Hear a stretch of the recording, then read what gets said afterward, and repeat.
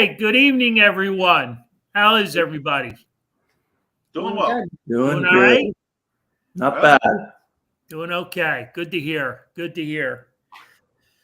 All right. We're home for a very short time, and then we're back on the holiday trail. Oh yeah, Everybody 2 weeks looking in a forward to row. that? Oh yeah. Absolutely.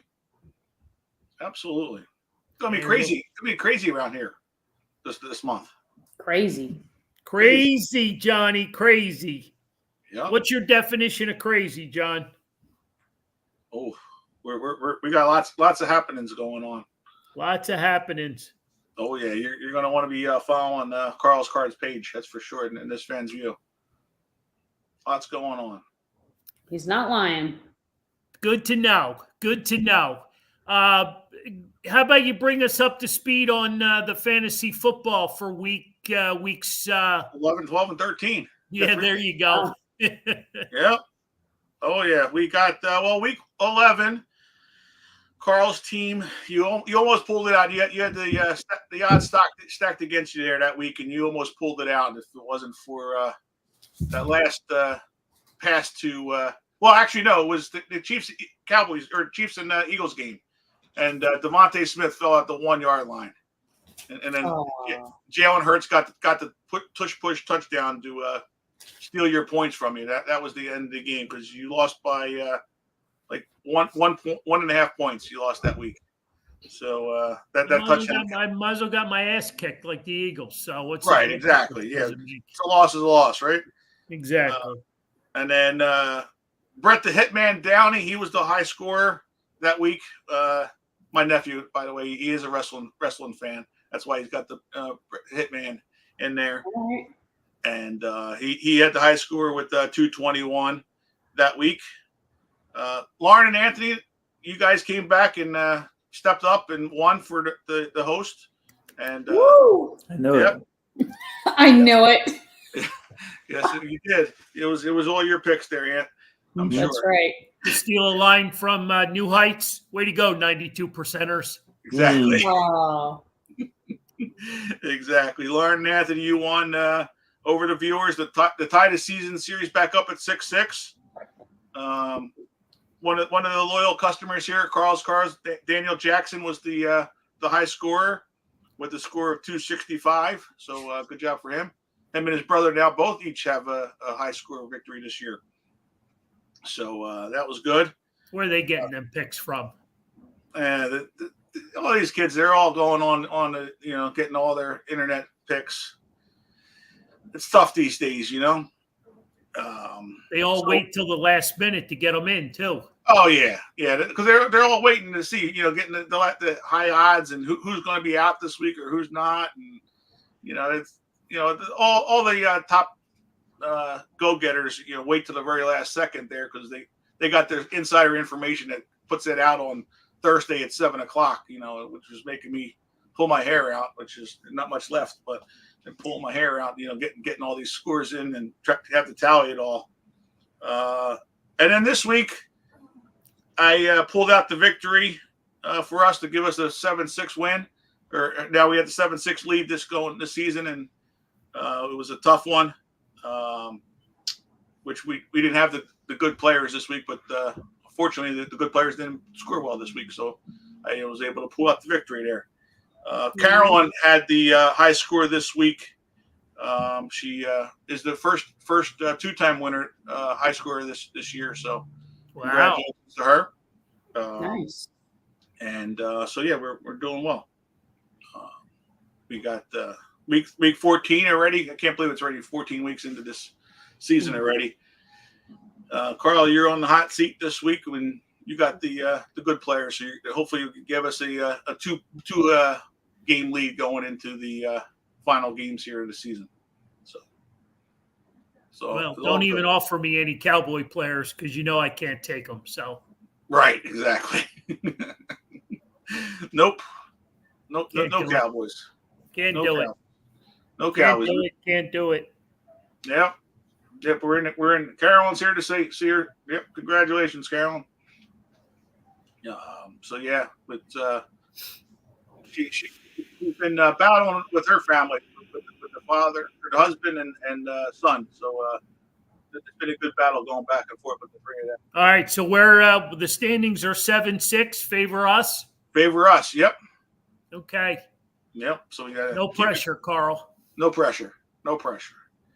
But yeah, so it's gonna be a good time. This been tough battle all season long, so it's been good. So yeah, we'll see what happens. All right. Well, good luck to everybody, and yeah. Good luck to me. So exactly, even more luck to you, right? see what we can do. Exactly.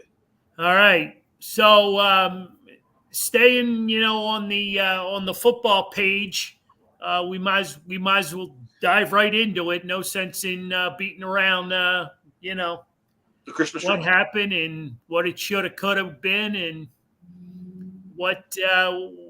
I know I have my, my feelings and what I think happened, but I'm curious as to what you guys think. You want to go first, Lauren? No, you take this one away, Johnny. All right. Well, we only have. We got 54 minutes. We're good.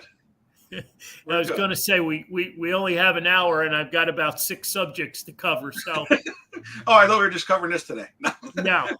I want to rub this one out real quick. Well, this one I just chalk it up to the schedule.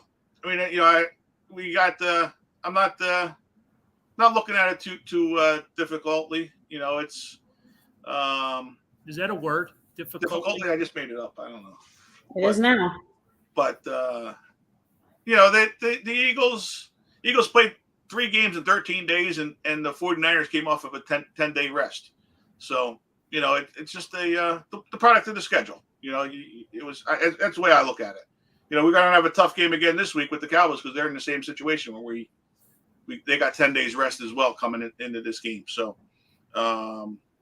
but it's just what happens. With the way the schedule is. We got our butts kicked. I think the game would have been a lot closer. Not saying that we would have won if the schedule wasn't the way that it was set up, but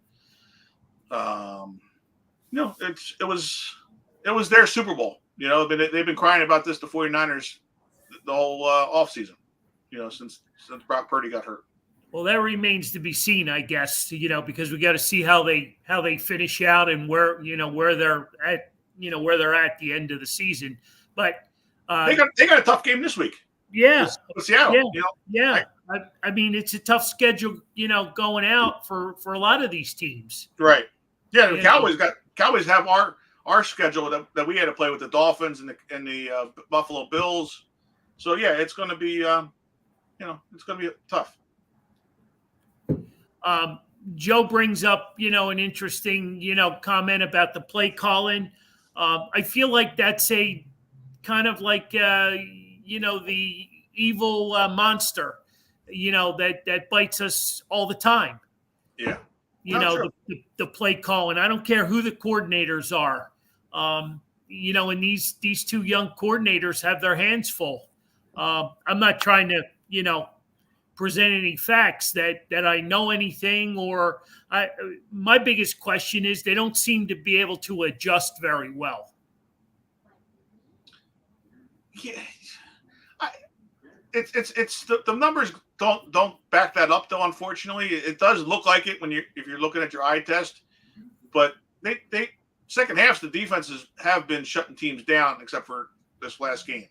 We've had a lot of shutouts in the second half, or one score in the second half. Hard to stay on that page with you, John, after last week's game going into overtime and giving up all those points, and 1 week it's the secondary, the next week it's the linebackers, or what linebackers. Yeah. It just seems to be a merry-go-round, with this defense.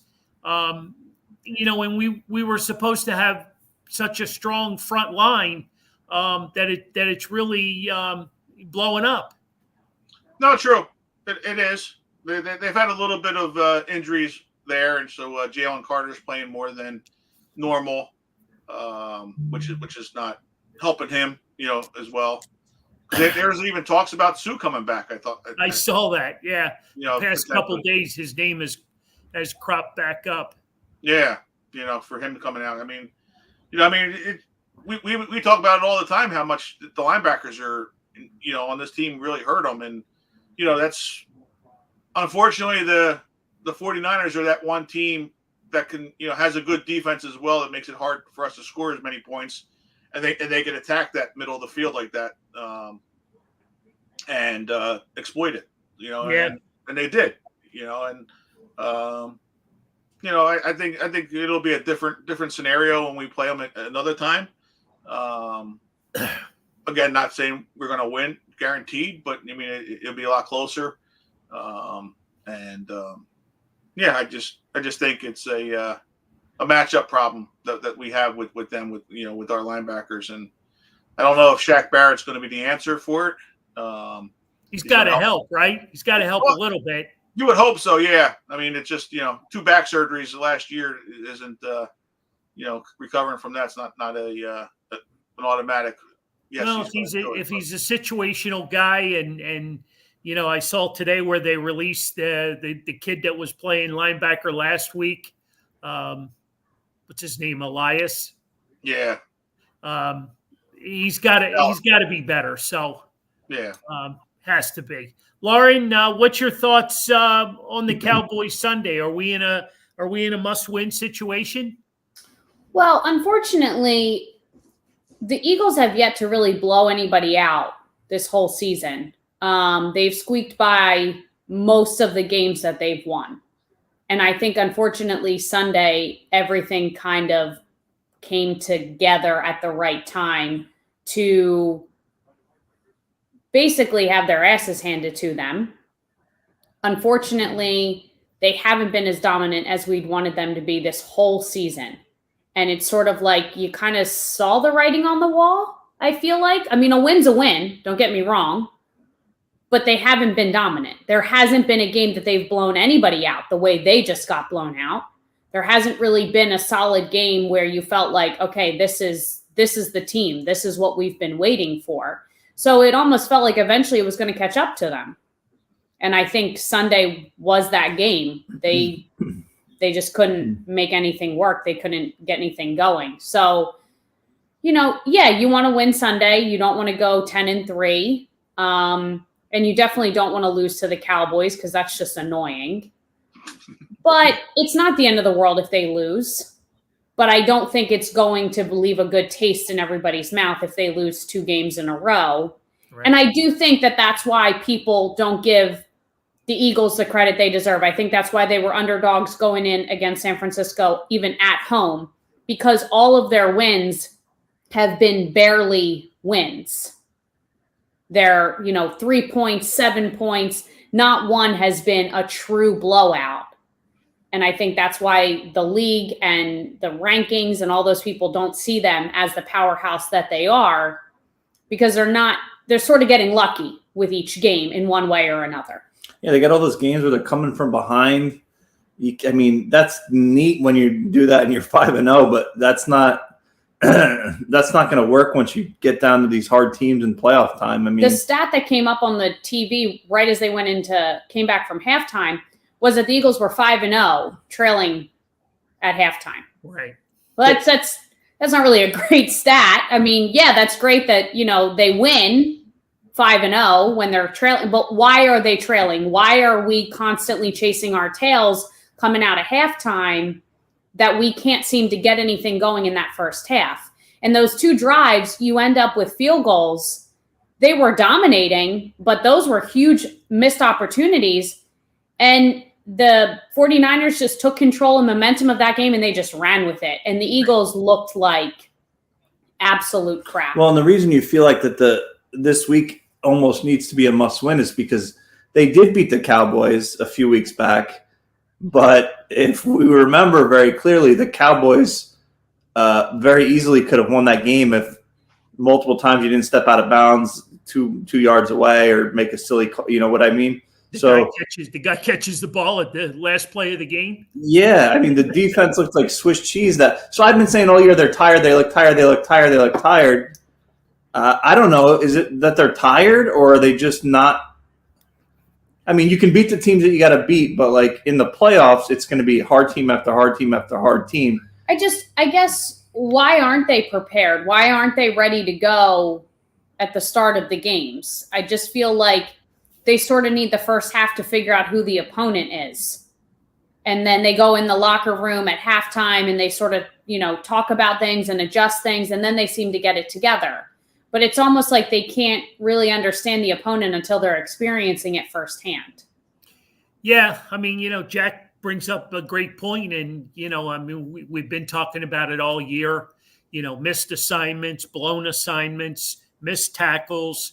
I look at a lot of situations that we're undermanned. We got people playing that shouldn't be playing. They're playing in spots that they shouldn't be playing in. You got undersized guys, trying to make, big league plays, and it's just not happening. And I think that's what's, you just look at the areas that Howie's been trying to improve all year. Our secondary has been terrible. The linebackers, have been terrible. It's funny because it's almost a little bit like the Phillies. On paper, there's no reason this team should be bad. They have so much talent on both sides of the ball. Everything should be clicking. Howie really shouldn't need to do a whole lot more. But yet you still seem to be coming up short. You still not seeming to be able to play at that dominant level. And the same exact thing happened to the Phillies. On paper, they looked like a great team. Everything should have been clicking. And yet still, they weren't that dominant baseball team we needed them to be. And I don't know what it is. I truly don't. But there's so many similarities there. Well, and on a positive note, I would just say that, a lot of the other teams seem to have similar problems. I know we don't see them every day because you're watching the Eagles, but, when they were talking about the 49ers, the last couple of games, they've looked amazing and lights out, but they had a bunch of games where they didn't as well. So same thing with the Chiefs. I mean, the Chiefs have been having, a not so great year either. Coming off a Super Bowl win, they don't look like a very dominant team either. So sort of the same thing. You never really know in the NFL, but it's not encouraging. But I think if the Eagles can come out and really dominate on Sunday, people can easily forget what happened with the 49ers. And also, for the record, I hate these rematch things where it talks about the 49ers are going to get their revenge, whatever. And the same thing when we played the Chiefs. Oh, it's a makeup game. No, it's not. We didn't win the Super Bowl. Playing the Chiefs again this year doesn't mean we won the Super Bowl. In the regular season. I don't understand where this huge momentum comes from to beat them. I mean, yeah, it's great to beat them, but they went home with the ring. We didn't. And the game we won 2 weeks ago, we didn't leave with no ring. So I don't understand this whole rematch mentality when the game theoretically means nothing. It's just all TV, something to talk about. It's dumb hype. Right. It's dumb hype. There was one Eagles-Chiefs game for a ring. We lost that one. We won the one that didn't matter. Yep. Well, and the last thing, because I know you have other things to move on, I would say, the defense is suspect at times, but as you were saying about that play calling, I think that is even a little bit more worrisome, especially in the first two quarters. A lot of those games, 3rd and long or something, and you let somebody just run for an inch up the middle. They just stop you. That has to be figured out in the playoffs. I mean, somebody showed up today at the NovaCare complex with a sign that said "Run the ball." Mm-hmm. Yeah, but you run the ball if the line can get gaps for you. You don't want to run the ball right into the back of someone. I mean, but if you remember correctly, in the beginning of the game on Sunday, Jalen Hurts had so much time to make things happen and nothing. Well, they have really good. They're really good. Have a really good secondary, I feel. But yeah, the Eagles don't. I don't know if that's around the league right now, but I don't feel like they spread out the ball. They they did at least at the beginning of the year have 4 running backs. You see Boston Scott come in for 2 seconds. You see Gainwell come in for 2 seconds. I don't know if they're using them to their potential or they're just saying, we're going to just throw the ball and not worry about running at all. I don't know. Yeah, and Jack's point here with the book out on the Eagles, that's been the book on the Eagles the whole season. The only difference is the 49ers had the defense to be able to slow down the Eagles' offense. Right. Where they've overcome them. That's why they beat the Cowboys. What was it, 38, 34, or 38? Whatever it was. Because they had scored 38 points. In that game. I mean, the Cowboys are another team that matches up with the Eagles, offensively against their defense, but the Eagles' offense can score against the Cowboys' defense, where the 49ers slowed them down just that little extra, where it wasn't as close of a game. But I mean, it's just one of those matchups, for the book. I mean, we've been getting by with it, but when you're 10-1 at the time, you're not saying anything about it. But yeah, sure, you're overlooking all those little things, right? I mean, you notice it, but you put a little mark there, but it's yeah. And like I said, unfortunately, all those little things that we were willing to overlook at 10-1 crept up, right, and all culminated together on Sunday for you to give up 42 points. You're not winning a game giving up 42 points. No, not many. That's for sure. Well, I mean, and I forget who made the comment, I think it may have been Jack a little bit ago, about, 3 games in 13 days. Even good teams are going to have, they're going to have problems with that. Right. Oh, yeah. You know what I mean? That's just, and, you factor in, the Fletcher Coxes, the Jason Kelce's, the older players, that are playing all these minutes, and it takes its toll on your body. Well, just like it was this week. I mean, you had Buffalo went to overtime.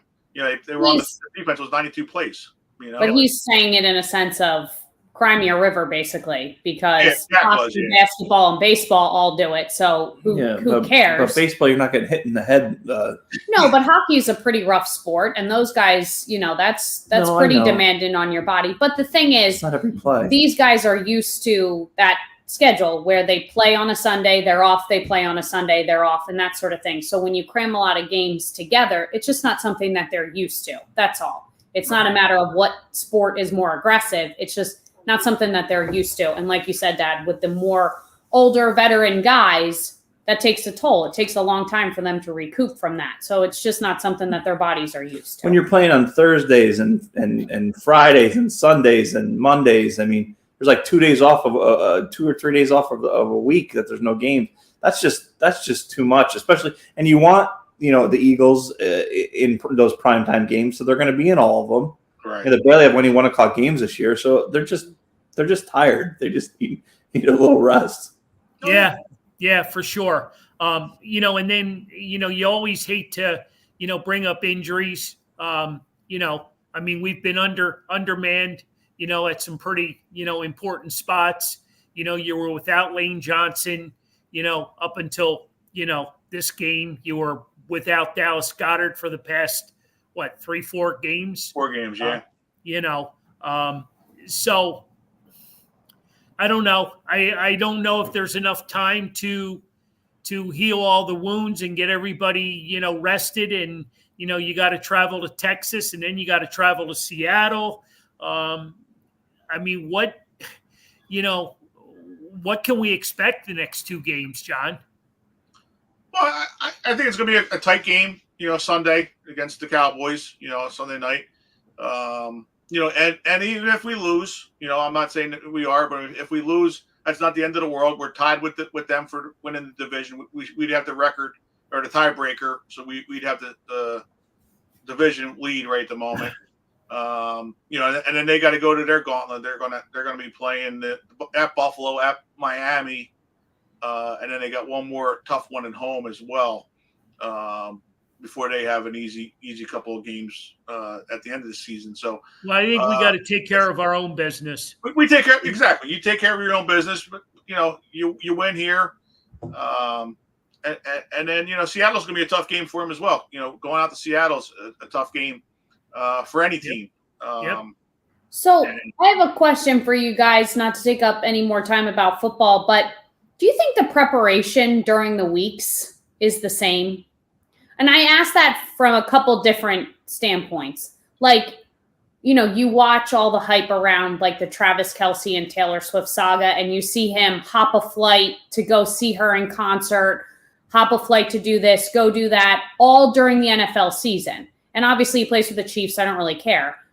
But if he's doing that in such a public eye, is the preparation during the week as intense as we'd like it to be? Or are these guys sort of given, come in for practice for a couple hours and head home? Is it sort of that same diligent preparation that we want it to be, or maybe that it needs to be? Or, I see Travis and Jason, they do their podcasts on Wednesdays. Obviously they tape it, Monday or Tuesday, but all these guys seem to be having so much extracurricular stuff going on that you can't kind of help but wonder how much is being dedicated to the week-long preparation when your, attention is elsewhere. Yeah, I mean, it's a valid point. And I don't know the answer to that. They could walk in the room right now and punch me in the face and tell me, that they worked their asses off. I don't know. But it seems like there's so much extra stuff that would distract them from being ready. And is that why the first half is as abysmal as it is? Because in their defense, I would say that's only a couple guys. We're talking about two guys. Yeah, but it's only two guys that you see out, that make themselves very public. No, but like Brandon Graham's all around. He's on everything, but he's doing all right. Like, I don't know. I just think. Wait, I don't see Jalen Hurts out doing anything. Well, he's focused. I don't know what you want from me. I think they're just. I'm gonna break up the conversation on that. Identify that sweatshirt. So this is the. That's what I thought. Sweatshirt. That's what I thought. Mm-hmm. That's the new one, right? Yes, it's the sweatshirt that just came out a couple of weeks ago through that company Homage. So I bought this a while ago as part of the pre-order. So I got this a couple days ago in the mail. It's very comfortable. It's very nice. Nice. Very cool. Very cool. But yeah, you nailed it. Not to steal Jack's power phrase there, but I think the guys today are more busy. And I don't know that the preparation is where it needs to be. And I think this is a big week, for them to really refocus and get their acts together, because this is a big game. You lose another one, that puts you at 10-3, and now you're all bunched up all of a sudden. And now you got to go out to Seattle in a must win situation. And that's never a good thing. Let's, if we can always come back to it if we have time. But we're already at the 7:00 hour, and I wanted to cover some other stuff because, and you mentioned it a little bit ago, Lauren. This is a lot like the Phillies, and the Eagles haven't totally let us down yet. Well, they did. If you go back to last year's Super Bowl, you know what I mean? With the Phillies, not getting back to where they needed to be. But I saw an interesting comment, and I guess the general manager meetings are this week down in Nashville. And Topper had an interesting comment that he didn't watch any of the World Series at all. He watched no baseball, and he's still pretty much steaming over, how things ended and, why the Phillies weren't able to get to where they needed to be. And he's already talked to Taiwan Walker about, him not being used in the playoffs, and, patched everything up there. You guys have some thoughts on any of that? You've been following a little bit about the off season. I mean, I feel like the Phillies have been a little. By the way, most teams have. You can't just say the Phillies. Most teams have been a little bit quiet here, early on. I feel like usually in the next few weeks, either after Christmas, you start seeing a lot of stuff. But other than Kimbrel to the Orioles, saw earlier today, and your Pirates made a move. Yeah, they made a move. The guy was hurt all last year. I don't even remember his name. Marco Gonzalez. He's a good starter. Yeah, he was all right. He was all right a few years ago. If he could bounce back, that was a good move. I like that. What'd I miss? Marco Gonzalez. He was traded in the Atlanta Braves trade from Seattle to the Braves, and then the Braves flipped him to the Pirates. Yeah, he was Soto to the Yankees. The Yankees got another player from the Red Sox, trading within the division. Yeah, Verdugo. Is it Verdugo or? Yeah, I think you're right. I think that's who it was. The Yankees don't stand pat for nobody. Nothing. No, it's a little hard for the Phillies because, like we were talking, here today, they're already at a high payroll, so it's not like, these big names that are going, potentially out there with the Soto. I mean, they were supposedly in on the, talks at least or whatever. But how are you going to add another $300 million person to a payroll? And Craig Kimbrel moving on. He got $13 million. I mean, you can move on for that. That's fine. Well, the Phillies weren't willing to even talk, so right. They were done at that point. They got a new young buck that's ready to take over. Probably at league minimum. Right. Yeah. I mean, they're also still in talks with getting that Kloss guy from I believe it's Kloss from the Indian or the Guardians. There's talks there maybe as well, but yeah, it's hard. I think the Phillies will be a little slow because there's really not a whole lot of spots. Well, what did I hear today? Something Jock Peterson rumors. Yeah, I saw that he put out a picture with him and the Fanatic. Yeah. How old is he now? He's 64. I feel like he's about as old as I am. He's like almost 40 years old. This guy. Yeah, Carl and I. He's a nice name. We wanted him like 3 or 4 years ago. Yeah, exactly. But yeah, I mean he can still play. But he's not. I don't know that he's an everyday left fielder. I mean that's where he'd play. He's a nice guy. On a positive note, I don't feel like you lost out on anybody that you really, really wanted to have. Second, I don't know. Like John mentioned, the payroll's pretty hefty, and theoretically, the last couple of years they had enough. Last year, they definitely were supposed to have enough to go to a World Series and win it. Right. So I don't know what you really do. Minus one or two, maybe bullpen moves here or there, maybe a nice couple bench guys. There's not really much you can do. So Phillies fans in general shouldn't be upset if not much happens because you should have won with what you had, and hopefully you can win with that next year. Exactly. Yeah, it's going to be last minute guys, that are on around. It's going to be your bullpen guys, whoever's hanging around, a little bit cheaper, not getting your, Kimbrel $13 million type of guys. Yeah, I think one or two bullpen guys, maybe under the radar guys that are just good, but I also think maybe shoring up that bench a little bit. Yeah. Because when none of the guys can hit in a big spot, if you had a guy who could come and just get a little base hit here or there and get them going, that's what you need. They had no one that you could count on to do that. Yeah, it just didn't happen. Yeah, and they try from year to year. They get a Josh Harrison, this guy, that guy. But if they're not hitting, I mean, you got to find someone else. And that's maybe where Peterson's name's coming around a little bit. He'd fill a nice spot like that, the bat. Yeah, part-time outfielder, a guy coming off the bench. Jim Wright says he's 31 years old, so it's not like he is 64. He's still got a few years left. Yeah. And I guess if you can get him at the right price, why not? I think the only problem is he's another lefty.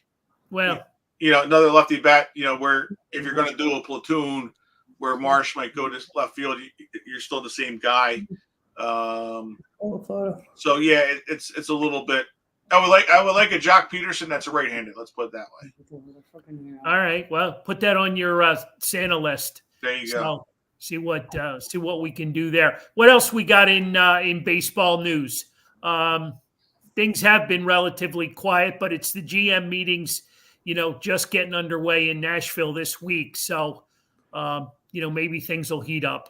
They said, what the heck's his name? Ohtani.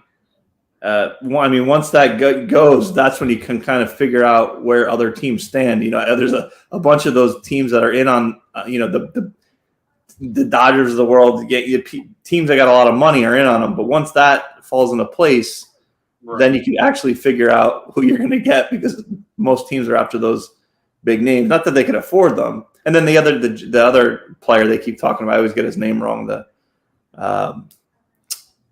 Is the guy is he from Japan? The player they keep talking about? Yeah. Yeah, they keep they said pretty much once one of those guys go where they're going, then all the other teams can sort of fall in place. But there's going to be a bidding war. Has the bidding even opened up on him yet? It has, and you won't know the winner until early to mid January. You're saying right? Because that's a whole nother process on those guys. So. Right, exactly. So the bidding opened up last week, I believe it was. Okay. Or right before Thanksgiving, it was. Yeah. Teams put their offers in. I don't understand why it takes so long. If everybody put their offers in, a week ago, how long does it take to open up envelopes to see who? It's a process, Johnny. It's a process. Well, it is, but it's not like you throw an offer in at $60 million. I threw an offer at 50, and then I could change it. It's a blind offer, so it's it's just. How much say do those two guys in general have where they go? If I'm Ohtani, he's played for a while now. He should be able to kind of theoretically pick where he wants to go. Well, he's going to. But the problem is his money. He's a different contract now, because he's almost trying to get two players in one. Right. You're getting two players in one, and he wants double the pay. Because there's rumors out there that he's getting like a $600 million contract over 13 years. Yeah, that's what they just mentioned a couple minutes ago. That's outrageous. That really, for a baseball, that really, it reminds me when A-Rod got that contract with the Rangers, and it was the biggest of all time. Right. They weren't able to pay anyone else because they gave all their money to him. So, And that's the thing.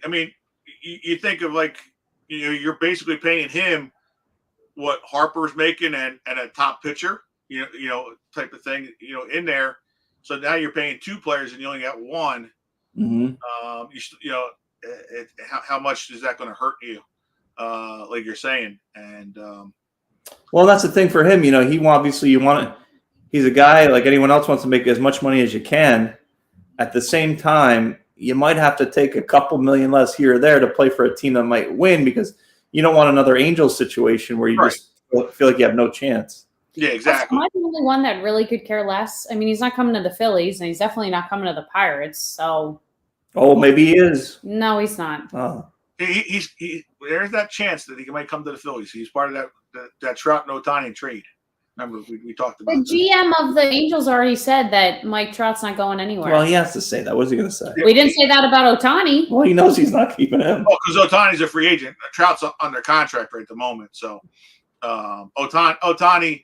Once Ohtani goes, why is Trout going to want to stay there? He can't win when he had him on his team. So wait, what's this outrageous rumor? The Phillies are getting both of them?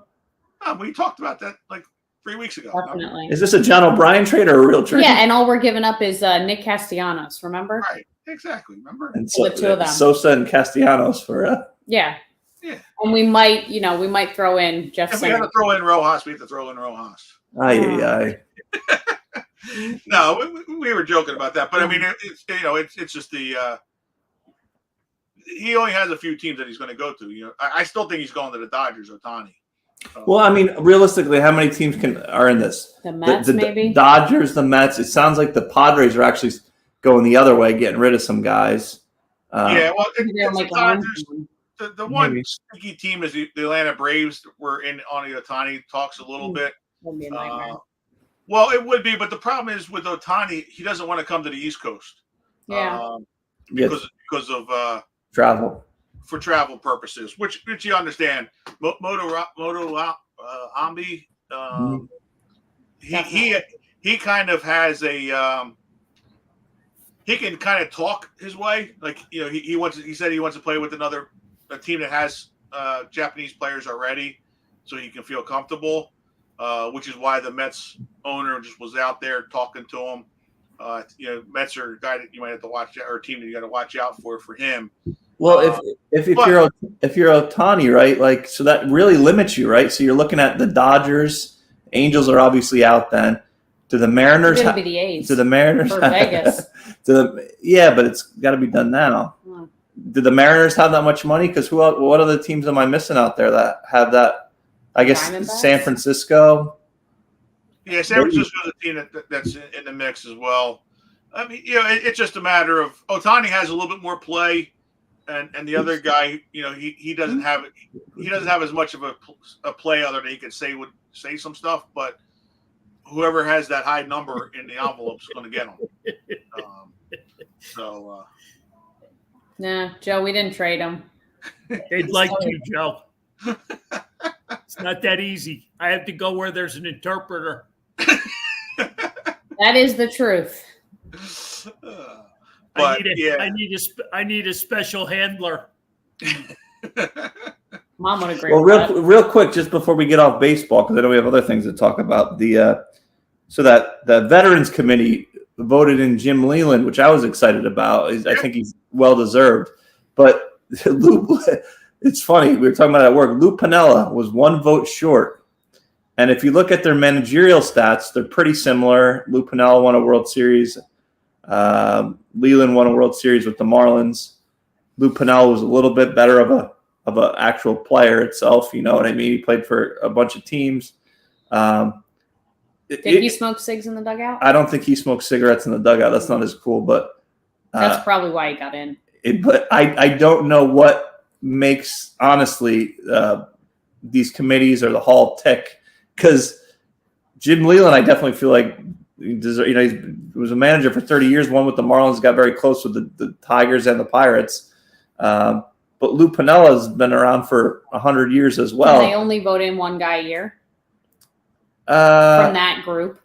I don't know, because veterans group? The writers had – no, I think you just need a certain amount of votes. You need like 15 of 20 or something. I forget. Gotcha. Right. But I don't know. It just felt like there's no rhyme or reason why they do some things sometimes. Well, I don't know. There was rumor that Anthony Pignetti changed one of the voters. Oh, definitely. I convinced he showed them. up at their house. I just wondered which hat, because that's another conversation. So what do you do? Tigers. So, He's got Tigers. yeah, it's got to be the Tigers, right? Because first of all, they employ you. But here's the weird part: you didn't win anything with the Tigers. You won with the Marlins, but the Marlins fired you after the next year, because that's what they do when they win. So you're making a case for the Pirates, and even though that makes no sense at all. The Pirates, he was 10 years the manager, got to the championship series three years in a row, and he still lives there. But I guess you got to be loyal to the Tigers, because he threw Barry Bonds off the team, right? In spring training. That was a great video. That's awesome. By the way, that's fantastic, and you will never, ever, ever see that happen again. That's how he got in the Hall of Fame, from that whole debacle. Probably. Could you imagine if a manager talked to a player like that today?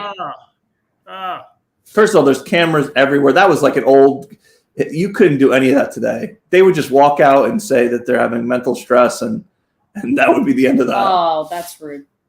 All right. What's next on your list? Well, with that, we could slide into the Sixers. Talking about mental stress. Well, I guess my big question with the Sixers, in general is they got all these pieces, right? They got all these different spare parts, and they're trying to put it all together. But is there a trade looming? Is there a big asset that I think they need to do something this year? And will that happen? Will that trade actually happen, so that they can make a run at Milwaukee and Boston? Well, what do you think? What do you think their biggest need is, and do they have enough to trade for that? Well, it always comes back to them wanting to get rid of Tobias Harris, and him being part of the trade, so that they could, I guess, move that deal. But help me out here, John. Is he in his last year or one more year on that deal? He is in his last year. So okay, so the money's pretty much been taken care of on that contract. But I guess the player that everybody's kind of going after is Zach LaVine from the Bulls. Yep. Well, that's the player. I think something's going to happen. I don't know if it's going to be Zach LaVine, but a big move like that will happen this year. The Sixers just have to wait 45 days from the players that they got in the other trade. So once that happens, I think it's like mid-January, mid to late January. Okay. Then they can make the move. And then they'll see at that point what they need. Right. But I just don't think they have enough. I just don't think there's enough there to make a serious run at Milwaukee or Boston in the division. For a championship run, right? I don't think so. You know what? Not that it's not the same in all sports, but you got the Sixers game on here, and it feels like there's a lot of teams. There's a handful of teams that are good that can win the championship, and then there's just a lot of just mediocre teams out there. And there's a trade comes up for this guy, trade comes up for that guy, and half the time I'm like, that's not going to do anything. That's not going to do anything. Like, the Sixers need something, like somebody that wants to play with Joel Embiid, someone who wants to come to Philadelphia, who really loves it. It's the same thing back in the day when I lived in New York. They would talk about the Knicks. You need someone that comes in and understands the value of playing in New York and wants to bring back the old days. But I feel like sometimes you see it in football and you see other things, but in basketball, I just feel like a lot of the guys just go where everyone else is going and create these like huge dynasty type teams. Mm-hmm. And if that's in LA or wherever, a guy like Giannis is so rare. So it's not like you're going to pick up another one of those guys. So if you're Milwaukee, you never want to get rid of them, and people want to go play with them. You would think that Joel Embiid is one of those guys, but it hasn't really translated to someone saying, I really need to play with Joel Embiid.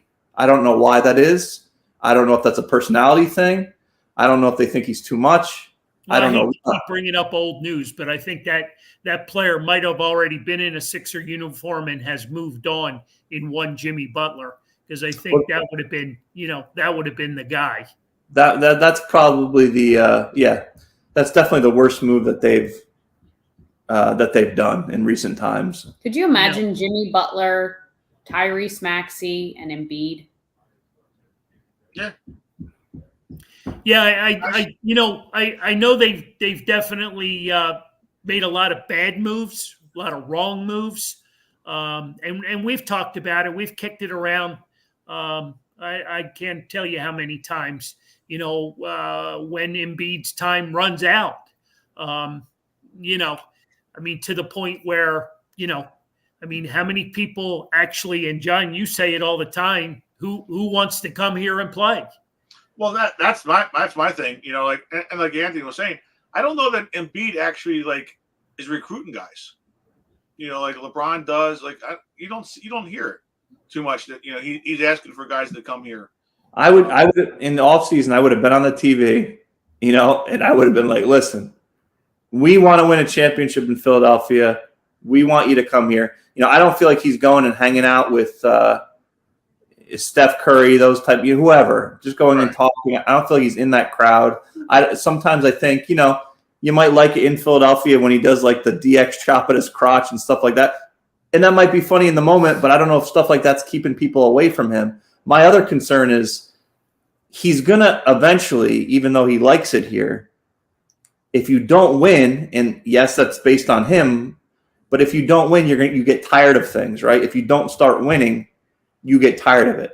So then if you don't have a Joel Embiid, then you really have no chance of winning. So you have him and you got a little bit of a chance, but you don't have enough.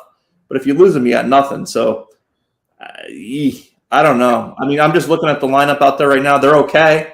They're fine. They'll win a bunch of games. But I'm not jacked like I was in years past where I want to go down there, even though I would like to be. Yeah, I think this year's a little bit different. I guess I'll take back my Christmas present then. I didn't say that. That's what he said. Oh, okay. All right. Well, we'll find somebody on the street to go. And but I think it's this year he's showing a little bit more Embiid, like getting the other teams involved or his teammates involved. In the past years, it seems like it was more me with Embiid, as far as everything had to go through him, which let's face it, there's a lot of alpha dogs that are out there playing in the NBA that want the ball. So, well, Johnny, what do you think they need to do? Right, so like it's early in the season, obviously you have time, but what do you think that they, from the early start here, what do you think that they would need to do to beat a Milwaukee or one of those teams, or God forbid, beat the Celtics or a team like that? Well, I think they just need one more outside shooter. One more guy to shoot the three. Because like you said, when they're healthy, this lineup that they got right now is pretty deep, with some quality players. And you kind of saw that when they went up and played Boston the other day when half the team was hurt or sick. Without Embiid and Maxey, they were in that game until the very end. I thought at first they may have pulled it out when they went into the fourth quarter there with the lead. You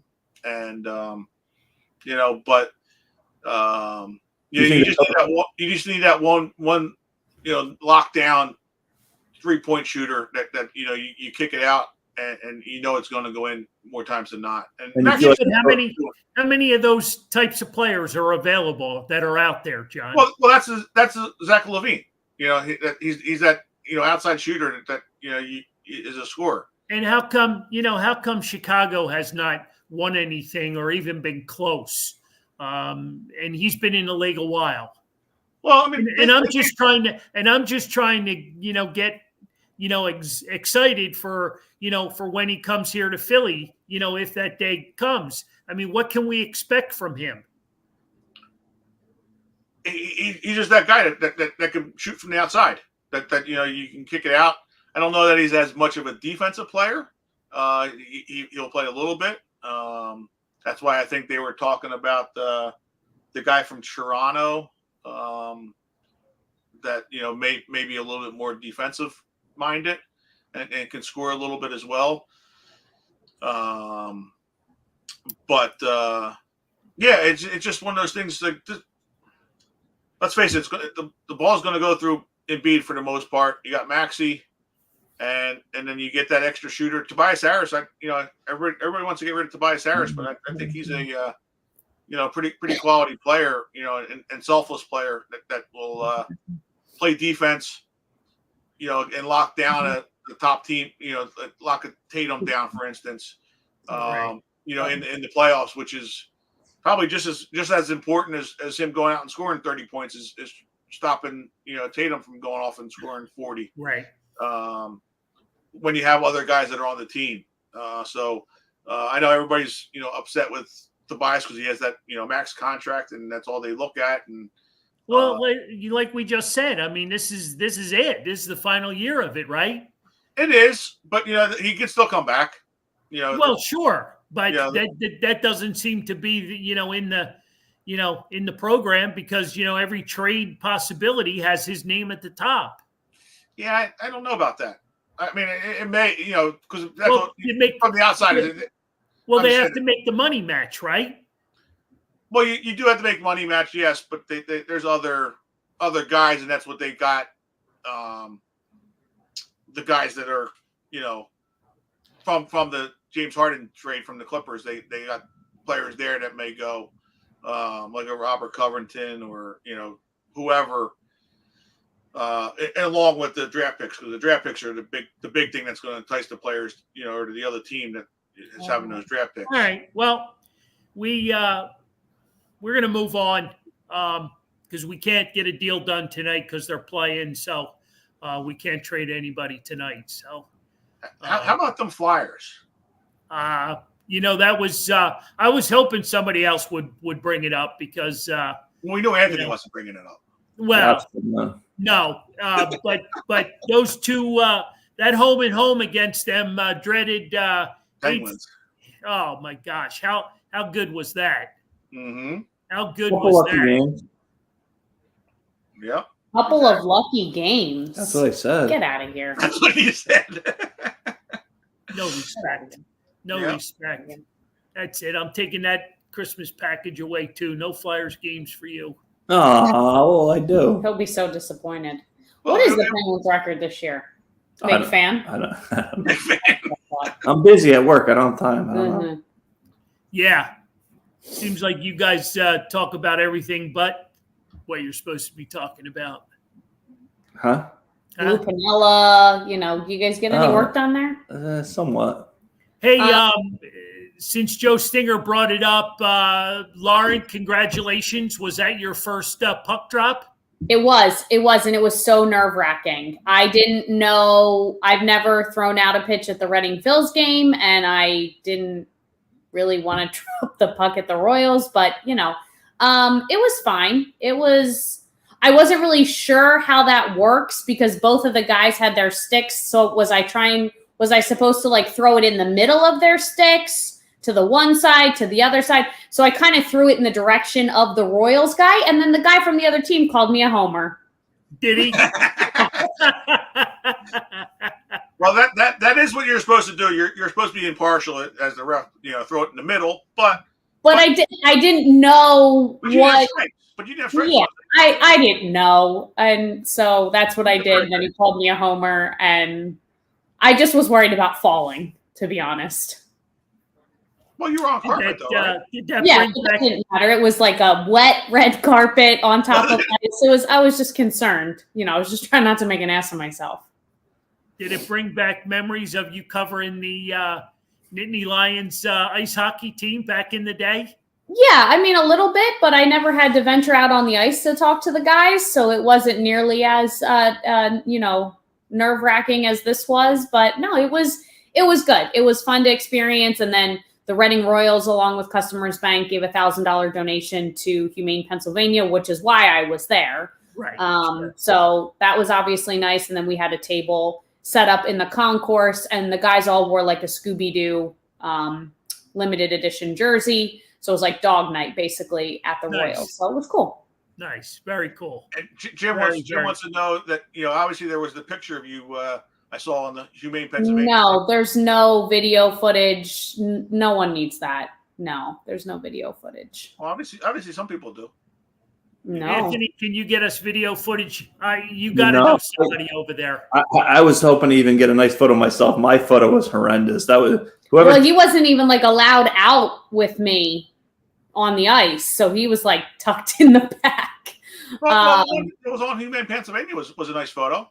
Yeah, that was their photographer who was in the front taking it. And to answer Joe Stinger's question, yes, I did get to keep the puck.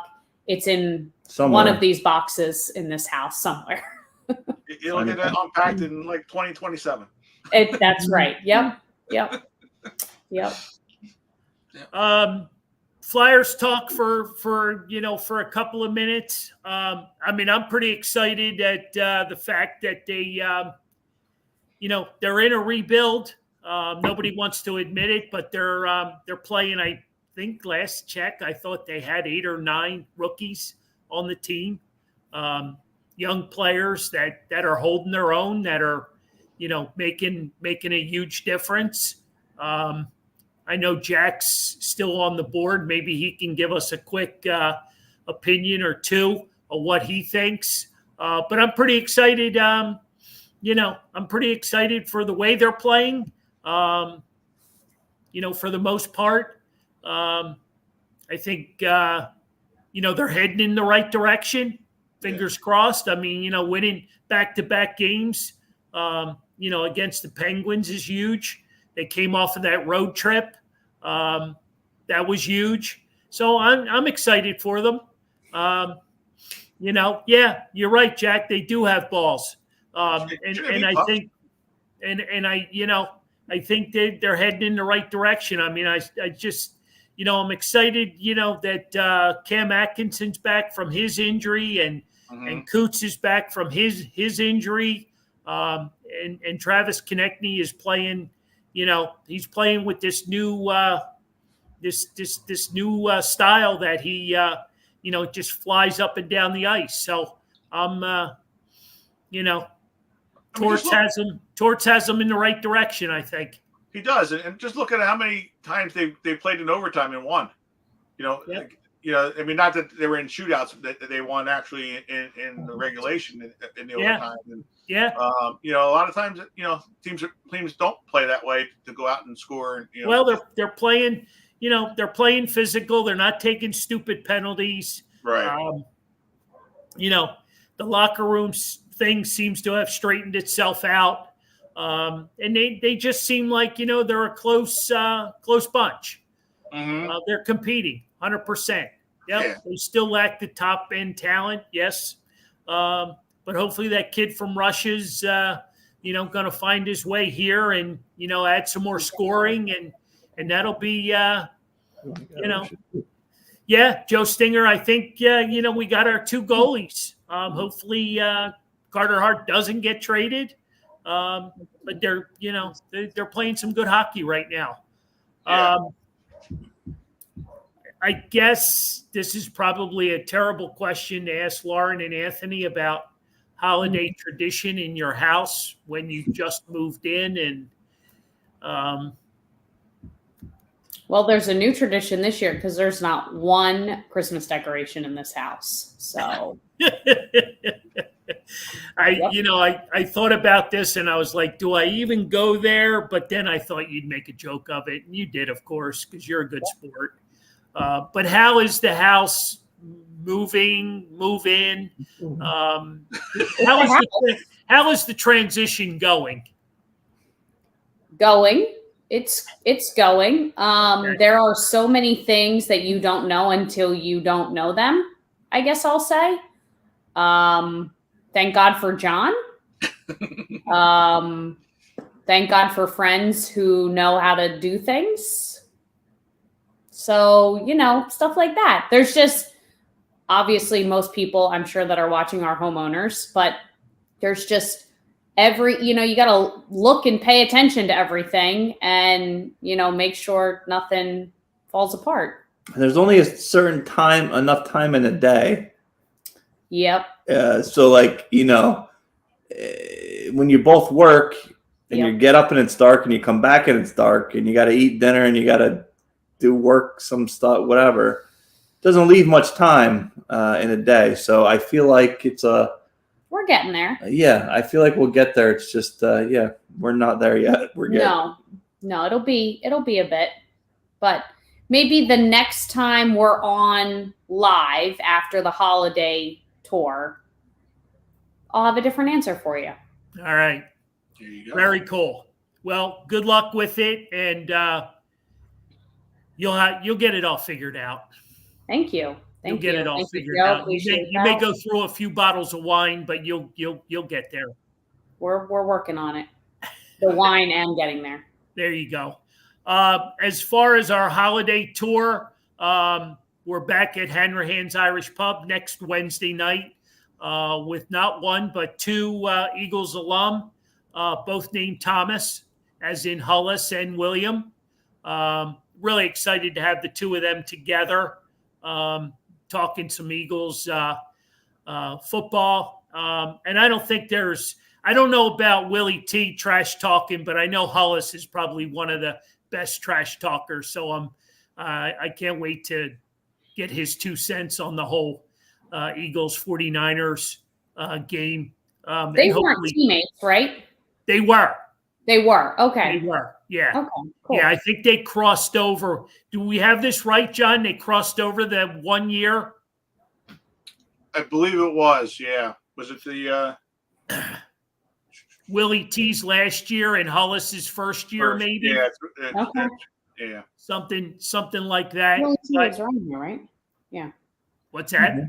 Willie T lives somewhere around here. He's from the Reading area. He's officiating college football. Yeah, so always a good conversation with those two. So looking forward to that. And then the week after, we're back at Buffalo Wild Wings with one of our good friends, Chris Terrian. Yep. So that should be fun as well. He's doing pregame with the Flyers, so we'll get his take on where the team is and the direction that they're heading and what his feeling is on the team and the coach, and so we'll pick his brain about that a little bit. So yeah, the next 2 weeks we're going to be on the road, and then we're back right after Christmas. Yeah. So yeah. Other than that, closing comments, thoughts. Don't forget about the store. You got the Hassan Reddick coming on the 19th. All right. Well, yeah, him. Yeah, and then you got I don't mind him. Oh. and then you got who we got? We got this weekend. We got we got three good book signings. Holiday gifts. Yep, we've got Ray Didinger back for the. I think this breaks Bernie's record at the store. So no chance. and if it does, we're going to have Bernie back again. So Bernie will take the lead again. If not. Yeah. So we got Ray Didinger, Bob Angelo, and Todd Zalecki. Yep. And then if you didn't get enough books, how about Joe Watson and Thundermouth the following Saturday? He'll be at Carl's Cards. Yeah. So that's a hilarious book name. I don't know why, but that makes me. Well, that was his nickname. That was his nickname. Is that because he doesn't shut up, or pretty much? Pretty much. We kind of had a little taste of that the last weekend. We did, yeah. I had to take some Tylenol on the way back. Jim and Joe together is a lot of talking. Yep. And you would think they're two brothers who see each other quite a bit, but they act like they haven't seen each other in ages. True. Yeah. True. Well, Jimmy has a skating class on Saturday the 16th that Joe has to get to. So he'll be at the store from 10 to 1 signing books. So come on out. That should be a lot of fun as well. And then Hassan Reddick, yes. Yep. Next, that's what, December 19th? Yep. December 19th. So we are quite busy. We got another one we landed. I think it was on the email blast went out today.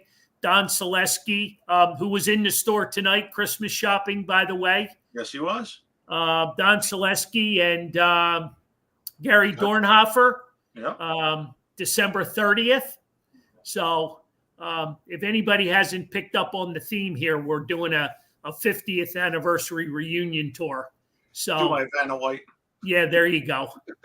There you go. So we're hoping to get as many members of those two Stanley Cup teams in as possible to start the new year. We've also, I guess I can break this one as well. Do I have the date correct? January 20th. January 20th for Bill Barber. Bill Barber will be at the store. So, yeah, we'll get that all put together in a one big massive email blast, and Lauren will get that out to everybody. Will we? Yeah, Okay. there you go. You got it, boss. Man, There you between go. you and John barking the orders, I got it. Well, I got to go make all the promos tonight. That was a lot of promos I got to add. That's true. That's You true. know. But yeah, no, it's all good. Yeah, a lot of things happening. What'd I miss? Nothing right at the moment. But there's a lot of other flames or stokes or what's that called? Flames in the fire. Stripes in the fire. There you go. Yeah. Another announcement or two. Why not? Yeah, exactly. There you go. Keep it going. Closing comments from you, you folks. Keep an eye out there, Jim. How about Tom Bladen? Yeah. He's a hot commodity. Tommy Bladen's a good one. Yep. Yep. Tommy Bladen's he's a very busy man. He owns very many Tim Hortons coffee shops up in Canada. So getting him to come this way is a challenge. Right. Well, we were told on Saturday by Joe Watson that he felt every living member would be in attendance for the reunion party. Hint, hint. So, on that note, how's everything in baseball town, Anthony? It's okay. It's going. It's it's that time of year, getting everything prepared. So over the next couple of weeks to the month, especially after Christmas, it'll be go time trying to figure out promotions and all that stuff. So we're in the middle of it right now. So it's going. All right. How's the building coming out in center field? It looks good. Still a lot of work to be done on the inside, but they're getting there more and more every day. Still hoping to have that, for opening day. At least, the players will be in it for sure. I don't know what the plan is necessarily just yet about selling it for games. And like I mentioned before, I think the first couple events might be some soft events on our end just to make sure we know what the heck we're doing, which I'm sure we will, but we want to make sure we do everything perfectly. So yeah, as far as I'm told, everything is on schedule, and the players will be in there come springtime. Nice. Is the bullpens and the batting tunnels? The bullpens, I don't know that they will be done necessarily for the start of the season, but I know at some point I'm making this up, May to June, hopefully. Okay. They'll be they can kind of go where they need to be. So yeah, it's tough when you have to do everything just over one off season every time. So you get it done for the start of the season, hopefully, and if not far after. So good, nice, good, very good. And Lauren, you're still busy? Yeah, I mean, things start to slow down now for us, so we don't have nearly as many events going on. So that's nice to kind of be able to wrap up the year and get ready for next year and do all the planning for that. So it does start to slow down now pretty much through, I would say, beginning of March. We have a little bit of an easier schedule. So it just allows us to prepare for next year and get everything lined up. So yeah, we had pet photos with Santa this past weekend. So that's pretty much our last event for the year now, with like a holiday donation drive, that sort of stuff. But otherwise, events have wrapped up. So it's a nice little break for me and my team to reset for the new year. Good. All right. Talk about resetting. Another great week here at This Fan's View, thanks to City Distilling. If you haven't gone up to the Great Northeast, you need to go check them out. They got a lot of holiday stuff going on. We'll have some holiday baskets in our upcoming raffles. So we look forward to working with them for another year. So we're on board for 2024 as well here at This Fan's View. So hopefully we can make all the right connections and continue to bring into our spots, our homes, and talk Philly sports. Absolutely. So, well, on that note, if you're in the area, if you're in the Delco area next Wednesday night, come on out. It's Hullis and William Thomas along with the crew. So we're looking forward to it. Hopefully we'll be discussing one win and one loss that will take up a full hour for sure. Yes. So Definitely talking the Eagles win. there you go. There you go. Guys, thank you. Thank you. Thanks to everyone who joined in tonight. Appreciate you, giving up an hour on your hump day. Have a great rest of the night. I think the Sixers are down by 12 to the lowly Wizards. Defense stinks this game so far. Terrible defense. All right. They'll end up winning by 10 by the fourth quarter. Yeah, probably. All right. Let's hope so. Yeah. Guys, thank you. Have a great night, and we'll hopefully see you next week. Sounds good. That's it.